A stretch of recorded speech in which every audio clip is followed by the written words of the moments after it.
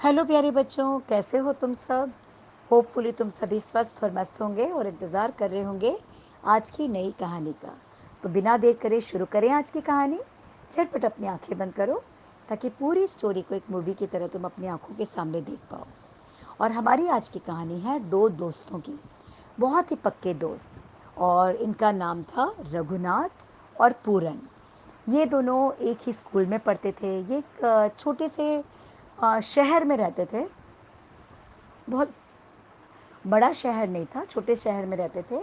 और दोनों पढ़ाई में बहुत ही होशियार थे।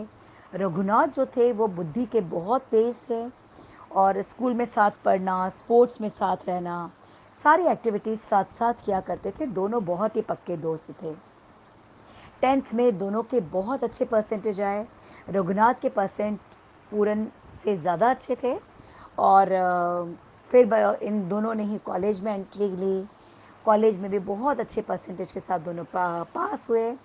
रघुनाथ ज़्यादा इंटेलिजेंट थे तो उनके परसेंटेज हमेशा पूरन से थोड़े ज़्यादा अच्छे रहते थे। और जब ग्रेजुएशन भी हो गई, पोस्ट ग्रेजुएशन हो गई, तो अब बारी आई कि करियर को चुनने की कि कोई कौन किस करियर में जाएगा। पूरन को ये चीज़ बिल्कुल क्लियर थी कि मुझे बहुत सारे पैसे कमाने हैं। मैं एक बड़ा बिजनेसमैन बनूंगा, शहर जाऊंगा और एक बड़ा बिजनेसमैन बनूंगा। और मेरे पापा का भी एक बहुत बड़ा बिजनेस है, वो मुझे ज़रूर सपोर्ट करेंगे, तो मुझे किसी तरह की कोई फ़िक्र नहीं है। रघुनाथ जो कि पूरन से ज़्यादा होशियार थे, उनके मार्क्स भी बहुत अच्छे आए थे। वो भी चाहते तो कोई अच्छी गवर्नमेंट जॉब कर सकते थे, अपना बिजनेस कर सकते थे। बहुत अच्छी जॉब से वो अपना जीवन बहुत अच्छे से बिता सकते थे। लेकिन नहीं, रघुनाथ ने ये रास्ता नहीं चुना। उन्होंने चुना अपना छोटा सा गांव। वो गांव इतना छोटा और इतना पिछड़ा था कि वहाँ पे एक स्कूल भी नहीं था। दोनों यंग थे तो इनकी शादियों के भी ऑफ़र आने लग गए और दोनों की शादियां भी हो गई। शादी होने के बाद रघुनाथ ने अपने गांव का रुख किया, जहां उन्होंने डिसाइड किया कि वो वहां के बच्चों को पढ़ाएंगे ताकि वो ज़िंदगी में आगे बढ़ सकें और कुछ कर सकें। और पूरन ने डिसाइड किया कि वो शहर में जाके अपना एक बिज़नेस सेटअप करेंगे और खूब पैसे कमाएंगे। करते करते ज़िंदगी आगे बढ़ती चली गई। बढ़ते बढ़ते कई साल निकल गए, पर मन में, पूरन और रघुनाथ के मन में एक दूसरे की प्यारी यादें और दोस्ती का पक्कापन कम न हुआ। और इसी तरह से करते करते दोनों के अपने परिवार बन गए। बच्चे थे, पत्नी थी, इस तरह से दोनों के अपने परिवार थे। रघुनाथ गांव के बच्चों को इकट्ठा करके पढ़ाते थे, वो भी फ्री ऑफ कॉस्ट। उनसे कोई भी फीस नहीं लेते थे, क्योंकि गांव के लोग तो वैसे ही गरीब थे और पढ़ाई का उनके अंदर कोई चाव नहीं था। जो पेरेंट्स थे वहाँ गांव के, वो बच्चों को पढ़ाने में कोई रुचि नहीं लेते थे। और अगर ऐसे में उनके पे फीस लगा दी जाती तो वो तो बच्चों को बिल्कुल ही नहीं भेजते। एक बरगद के बड़े पेड़ के नीचे एक बोर्ड लगाकर और एक मटकी पास में रखकर, ताकि प्यास लगे तो बच्चे पानी पी सकें, उसी पर लिखकर रघुनाथ बच्चों को पढ़ाया करते थे। शुरू शुरू में उन्होंने अपने पास जो भी जमा पूंजी थी वो सब लगा दी बच्चों के लिए, बुक्स और नोटबुक्स लाने के लिए।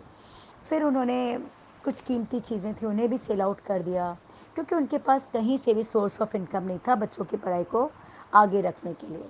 और कई बार जब बारिश हो आती थी, बारिश ज़ोरदार होने लग जाती थी, तो बच्चों की छुट्टी करनी पड़ जाती थी, क्योंकि उनके पास कोई ऐसा पक्का स्कूल भी नहीं था।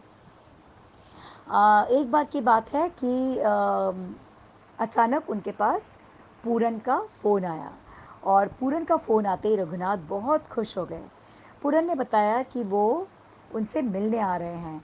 रघुनाथ की तो खुशी का ठिकाना ही नहीं रहा। और लेकिन बस उन्हें ये लगा कि पूरन अब इतने बड़े इंसान बन गए हैं, उनके स्वागत में कोई कमी नहीं होनी चाहिए। उन्होंने अपनी पत्नी को बताया कि वो बहुत ही धनी सेठ हैं। और कुछ ही दिनों में पूरन वहाँ पर आए। दरअसल वो कहीं जा रहे थे और ये गांव बीच में ही पड़ता था, तो पूरन ने कहा क्यों ना मैं रघुनाथ से मिलता चलूँ।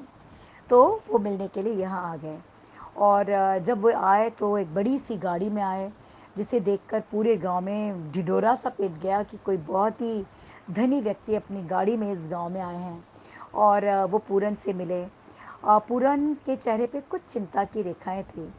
सुबह का नाश्ता करके जब थोड़ा आराम करने के लिए पूरन वहीं पे लेटे, तो उन्होंने देखा कि रघुनाथ के चेहरे पे जो चिंता की रेखा है उसका कारण क्या है वो समझ नहीं पा रहे थे। तब उन्होंने, जब वो लेटे हुए थे, उन्होंने सुना कि उनकी पत्नी कह रही थी कि मेरी नाक की ये सोने की लौंग आप बेच दो और पनीर, दूध, दही सारी चीज़ें ले आओ ताकि इनके स्वागत में कोई कमी ना हो। ये बहुत बड़े हैं और कितने दिनों में आए हैं। और रघुनाथ ने ऐसा ही किया, वो नाक की लौंग अपनी पत्नी की लेकर ले जाकर उसे बेचकर उससे सामान खरीद लाए और उन्होंने पूरन की आवाभगत में कोई भी कमी नहीं की।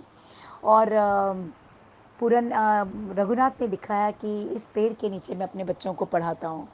और एक दिन रुकने के बाद पूरन फिर से अपने रास्ते पर चल पड़े और दोनों की गाड़ी जैसे चल रही थी वैसे चलने लगी। ज़िंदगी जब 1-2 साल और आगे बढ़ी तो रघुनाथ के लिए स्कूल चलाना बहुत मुश्किल हो रहा था। सारी जमा पूंजी ख़त्म हो गई थी और उनके पास कोई पक्की इमारत भी नहीं थी जिसमें वो पढ़ा पाएँ। बच्चों के लिए जो ज़रूरी सामान था उसे जुटाने के लिए भी उन्हें बहुत ज़िद्दोजहद करनी पड़ती थी। तब उनके मन में ख़्याल आया कि क्यों ना वो शहर जाएँ, पूरन से मिलें और उन्हें अपने मन की बात बताएँ कि कुछ पैसे उन्हें उधार दे दें ताकि वो गाँव के बच्चों की पढ़ाई को जारी रख पाएँ, क्योंकि अब उनके पास कुछ भी नहीं बचा है जिससे कि वो बच्चों की पढ़ाई को आगे जारी रख पाएँ। उनका जो टूटा-फूटा मकान था वो भी उन्होंने गिरवी रख दिया था। पत्नी ने भी उन्हें यही सलाह दी कि आप जाओ और पूरन भैया के पास जाओ और उन्हें अपनी बात बताओ, वो तुम्हें ज़रूर कुछ पैसे उधार लेंगे। रघुनाथ जो बहुत ही स्वाभिमानी थे, उन्हें किसी से भी पैसे उधार लेना बिल्कुल भी पसंद नहीं था। पर फिर भी बच्चों की पढ़ाई की खातिर और पत्नी के मनाने पर उन्होंने पूरन से मिलने के लिए शहर जाने का निश्चय कर लिया। अब बात आई कि अगर वो जा रहे हैं तो कुछ तो गिफ्ट ले जाना पड़ेगा। क्या गिफ्ट ले जाएं? उनके पास तो कुछ भी नहीं था। तब उनके आंगन में कटहल के पेड़ थे। उन्हें याद आया कि पूरन को कटहल बहुत पसंद है।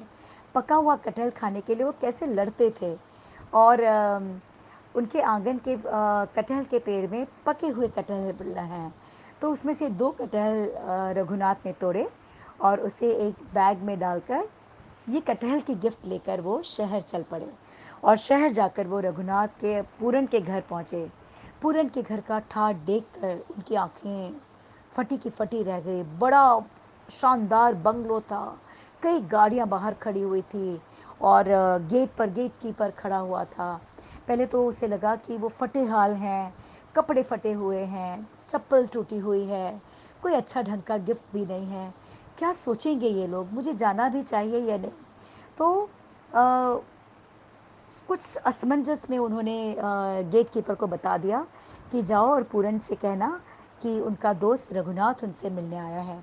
जैसे ही ये नौकर अंदर पूरन को बताने के लिए गया कि रघुनाथ नाम का कोई व्यक्ति उनसे मिलने आया है, रघुनाथ मन में बहुत सारे डाउट्स आने लगे। उसे लगा कि नहीं नहीं, इतने फटे हाल में अपने दोस्त से मिलना तो उसकी बेइज्जती कराने जैसा है। ये सारे नौकर चाकर क्या सोचेंगे, इनके कपड़े मुझसे भी अच्छे हैं, ये सोचेंगे कि इतना फटा हाल भिखारी इनका दोस्त है, मेरे दोस्त की बहुत इंसल्ट होगी। मैं ऐसा करता हूँ, मैं वापस चले जाता हूँ। और ये सोचते हुए रघुनाथ वापस लौटकर जाने ही वाले थे कि वहाँ से दौड़ते हुए पूरन आए और पूरन ने आते ही रघुनाथ को गले से लगा लिया। कहा, मेरे दोस्त, तुमने खबर क्यों नहीं दी? मुझे खबर करते, ड्राइवर तुम्हें स्टेशन पर लेने आ जाता। चलो अंदर चलो। और हाथ पकड़ते हुए पूरन बहुत प्यार के साथ अंदर ले गए। अंदर ज़ोर ज़ोर से वो अपनी पत्नी को आवाज़ लगाने लग गए, रश्मि, रश्मि, और अपने बच्चों को बुलाया और बहुत प्यार से उनसे मिलवाया।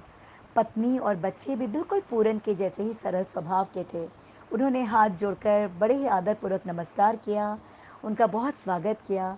और पूरन की पत्नी ने ढेर सारे पकवान बनाए उनके लिए।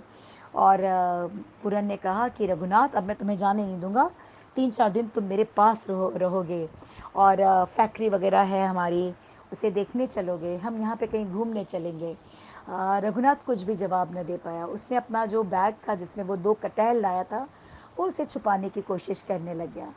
तो नज़र पूरन की उस बैग पर पड़ गई। उसने कहा, क्या लाए हो? ज़रूर भाभी ने मेरे लिए कुछ भेजा है, दिखाओ दिखाओ। उसने कहा, कुछ नहीं भी, ऐसे ही कुछ सामान है। उसने ज़बरदस्ती उस बैग को झपट लिया और उसमें पके हुए कटहल थे। और उसकी खुशबू से पूरन ने कहा, हो, इससे बढ़िया तो मेरे लिए कोई गिफ्ट हो ही नहीं सकता। उसने जल्दी से अपनी पत्नी से कहा, जल्दी इन कटहल को काट कर ले आओ, मैं इन्हें खाने के लिए बेताब हूँ। और पके हुए कटहल की खुशबू सारे अम, घर में फैल चुकी थी। 1-2 दिन बड़े ही शान से, ठाठ से, बहुत आदर सत्कार के साथ रघुनाथ पूरन के घर रहे। वो बार बार मौका ढूंढते थे कि उन्हें बता पाए कि मुझे कुछ पैसों की ज़रूरत है, बच्चों की पढ़ाई अब कंटिन्यू नहीं रख पाऊँगा अगर मुझे पैसों का सपोर्ट नहीं मिला। लेकिन वो झिझक और झेप की वजह से ये बात बोल ही नहीं पाए। हर बार मौका भी मिला उन्हें, लेकिन वो अपनी बात नहीं रख पाए। और फाइनली उनके जाने का दिन आ गया और उन्होंने आखिर सोचा कि वो अपने दोस्त से क्या आगे हाथ नहीं फैलाएंगे। उसका दोस्त बहुत खुश है कि मैं एक बहुत अच्छा काम कर रहा हूँ। जब उसे मालूम पड़ेगा कि इस अच्छे काम को करते मैं बहुत फटेहाल हो गया हूँ, तो उसे बहुत बुरा लगेगा। और ये सोचते हुए उन्होंने अपने दोस्त से कोई भी बात नहीं बताई कि उन्हें स्कूल चलाने के लिए उन कुछ पैसों की ज़रूरत है। आखिर कार पूरन को जब उसने कहा कि अब मुझे जाना पड़ेगा, मुझे जाने की अनुमति दो, तो पूरन ने कहा बिल्कुल भी नहीं। अभी तो तुम्हारे स्कूल में हॉलीडेज़ चल रहे हैं ना, तुम यहाँ से कहीं नहीं जाने वाले, तुम मेरे पास रहोगे और चलो मेरी फैक्ट्री चलो और मुझे गाइड करो। मुझे बहुत गाइडेंस की ज़रूरत है, तुम्हारे अकाउंट वगैरह में मैं इतना वीक हूँ, थोड़ा सा मेरे अकाउंट को चेक करो। तुम पूरा 1 महीना मेरे पास ही रहोगे। और अपनी कसम दे दी। पूरन की कसम को रघुनाथ कैसे टालते। हालांकि उन्हें बहुत फिक्र भी हो रही थी अपने बच्चों की, अपनी पत्नी की, क्योंकि घर में इतना राशन भी नहीं था। पर पूरन ने जब कसम दे दी तो वो अपने आप को रोक नहीं पाया और फिर पूरन ने कह भी दिया था कि अकाउंट में मुझे तुम्हारी ज़रूरत है, क्योंकि सारा अकाउंट तितर बितर पड़ा है। अब पूरा रघुनाथ जाकर उनका अकाउंट देखने लगे और 1 महीने के बाद की उनकी टिकट बुक हो गई। 1 महीने बाद जब पूरन ने रघुनाथ ने पूरन से कहा कि अब पूरन मुझे जाने दो, बहुत दिन हो गए, अब तो बच्चों के स्कूल भी खुलेंगे, अब मुझे जाने दो, मैं बहुत दिन हो गए यहाँ बहुत सुखपूर्वक रहा, तुम्हारा आदर सत्कार प्रेम मैं कभी नहीं भूलूंगा। 1 महीने में भी रघुनाथ अपने मन की बात पूरन से नहीं कह पाए। और जब जाने का वक्त आया तो पूरन ने कहा नहीं, तुम अकेले नहीं जाओगे, हम भी चलेंगे तुम्हारे साथ। और पिछली बार तो भाभी ने इतनी बढ़िया बढ़िया चीज़ें बनाई थी, फ़ोन कर दो भाभी को, हम आ रहे हैं। और वो सारी चीज़ें बनाए। अब रघुनाथ मन ही मन सोचने लगा कि पिछली बार तो अपनी पत्नी की नाक की लौंग को बेचकर मैं पनीर दूध दही ये सामान लाया था, अब तो घर में कुछ भी नहीं होगा, कैसे मैं अपनी पत्नी को ये मैसेज पहुंचाऊं कि वो ये सारा सामान बना ले। वो झिझकवश कुछ बोल नहीं पाए। और जिस दिन जाना था उस दिन पूरन ने ड्राइवर को बुलाया, कार निकलवाई और कहा हम सब चलेंगे। और ये सब चल पड़े। और चलते चलते जब अपने गांव की तरफ पहुँचे तो पूरा रघुनाथ अपना घर ढूंढने लगे।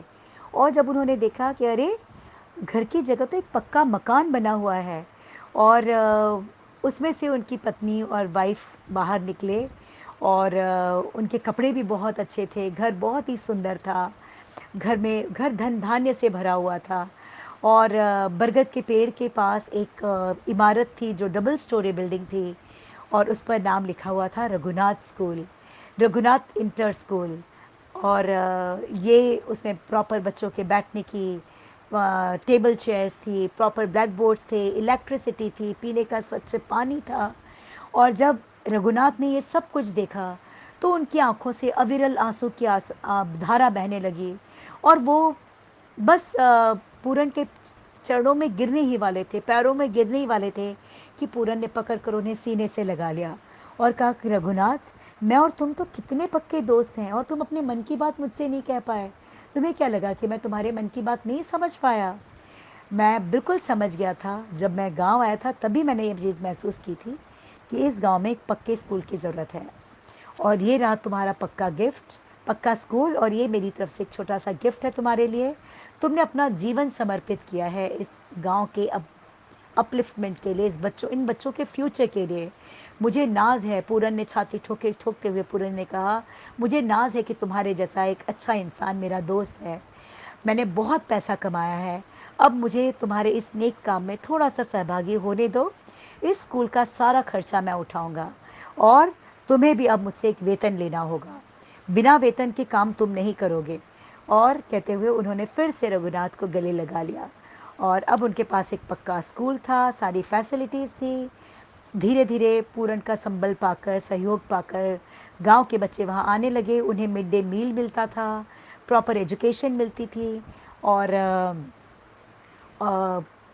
रघुनाथ को भी एक सैलरी मिलती थी जिससे उनका घर अच्छे से चलता था और इस तरह से गांव के बच्चों के बीच ये स्कूल पॉपुलर हो गया।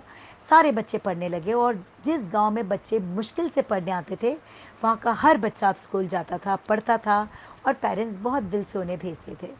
तो इस तरह से रघुनाथ और पूरन की सेवा भाव की वजह से, उन दोनों की पक्की दोस्ती की वजह से इस गांव को एक पक्का स्कूल मिला, एक अच्छा टीचर मिला, फिर बाद में और भी टीचर्स वहाँ अपॉइंट हुए और इस तरह से ये प्यारे स्कूल का नाम रघुनाथ इंटर स्कूल पड़ा और खुशी खुशी ये दोनों अपना जीवन जीने लग गए। तो यही थी हमारी कहानी। होपफुली तुम्हें ये पसंद आई होगी और इस स्टोरी को अपने friends, relatives, neighbours, cousins, school friends सबके साथ शेयर करना ना भूलना। हमारे चैनल को झटपट सब्सक्राइब कर लेना, बेल आइकन को हिट कर देना। कल मिलते हैं फिर से एक नई स्टोरी के साथ। तब तक के लिए ढेर सारे ब्लेसिंग्स के साथ good night, take care, bye bye.